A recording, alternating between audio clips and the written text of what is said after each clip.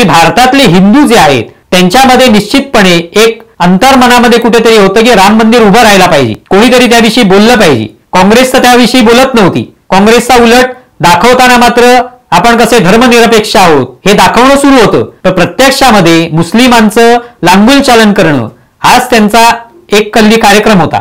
आणि त्यावेळेला हिंदूंच्या या अंतर्मनात असलेली जी भावना आहे त्याला वाचा फोडण्याचं काम हे अडवाणींनी केलं, त्यावेळेच्या भारतीय जनता पक्षाने केलं.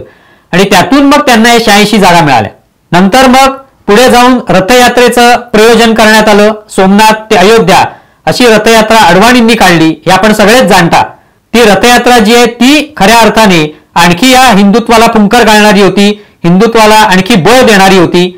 तर अशा पद्धतीने अडवाणींनी हा प्रवास केलेला आहे. आणि हे जे राम मंदिर आहे त्याच्या उभारणीत म्हणूनच त्यांचा खूप मोठा वाटा आहे. अटल बिहारी वाजपेयी आणि अडवाणी या दोघांनाही भारतरत्न हे पुरस्कार मिळाले. हे खऱ्या अर्थाने त्यांनी केलेले जे कार्य आहे हिंदुत्वासाठी त्याची दिलेली पोचपावती आहे.